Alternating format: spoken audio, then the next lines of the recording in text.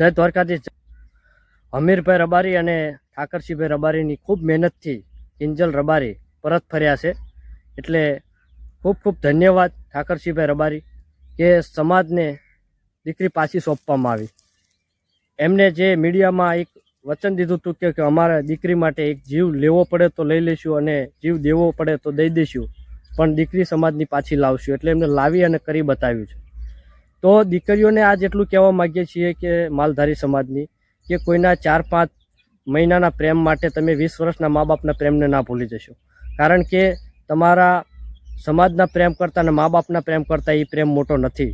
મા બાપનો પ્રેમ અને સમાજનો પ્રેમ જ મોટો છે. અને સમાજ તમને ગમે ત્યાં સ્ટેજ આપ્યું ને આગળ લઈ ગયા, સમાજનો પ્રેમ હતો એટલે તમે આટલા મોટા સ્ટેજ મળ્યા અને તમે પ્રોગ્રામો કરી શક્યા અને સમાજના લીધે તમારું નામ બન્યું.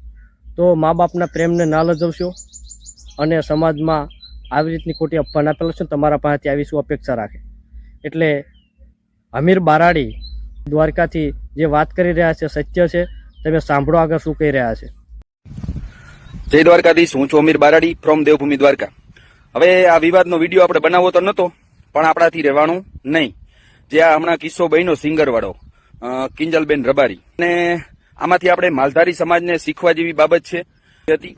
અને ક્યાંક ને ક્યાંક આમાં આપણો સમાજ પણ દોષિત છે. કેમ કે આપણે બેન દીકરીઓને જ્યાં છૂટછાટ આપીએ છીએ ને આપણે એમ થતું હોય કે બેન દીકરીઓ આગળ વધે અને આપણે એને પ્રોત્સાહિત કરતા હોય ને સ્ટેજ ઉપર આપણે ચડવા દઈએ. પહેલી ભૂલ આપણી ઈ. કેમ કે આપણે પૈસા આવતા હોય, આપણે એને આગળ વધારવી હોય, આપણે લાલચ હોય, એટલે આપણે આપણી દીકરીઓને સ્ટેજ ઉપર ચડવા દઈએ. પહેલો ગુનો આપણો છે, મા બાપનો, આપણા સમાજનો ગુનો છે.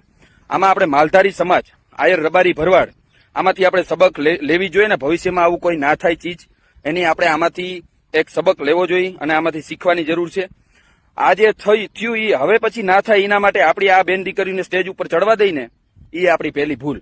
આપણે એટલી છૂટછાટ દઈ ત્યારે ને આપણે એને અમુક છે અહીંયા આપણે મોબાઈલ નથી દેતા, બરાબર? મોબાઈલમાંથી છોકરીઓ વયું જાય ને સમાજને કલંકિત કરતી હોય. હવે આપણે આ લેવલમાં જવા દઈએ સિંગર લાઈનમાં, એટલે એ લોકો એના કોસ્ટાર હોય કે એના ભેગા જે કોન્ટેક્ટમાં હોય, પછી ડ્રાઈવર હોય, ઓલો પેલો અશોક ચૌધરી તો કઈ જ્ઞાતિનો હોય આપણે ખબર નથી, પણ આપણે એને છૂટછાટ આપીએ એટલે એ કોન્ટેક્ટમાં આવે ને, આપણે એને વિશ્વાસ મૂકી અને આપણી દીકરીને એના ભવિષ્ય માટે આગળ વધારવા માટે આપણે એવડો વિશ્વાસ મૂકતા હોય. એટલે ટૂંકમાં હવે બધા માલધારી સમાજે આમાંથી કંઈક શીખવું જોઈએ અને આપણી દીકરીઓને આપણો ઉમરો ઓળંગવા દેવો હોય ને તો હવે તમારે બધી સેફટીથી અને એને મોબાઈલને હાથે છૂટછાટ દઈને બધું આપણે ભારે પડે છે એ આમાંથી શીખવા જડે. આપણે હવે પછી ધ્યાન રાખવું પડશે, નકર આવીને આવી રીતે આપણી દીકરીઓ જાહે અને આપણા બાપની આબરૂ કાઢશે. એટલે આમાંથી આપણે જાણી અને હવે આમાંથી સબક શીખવાની જરૂર છે બધા માલધારી સમાજ માટે. ચાલો, જય દ્વારકાધીશ.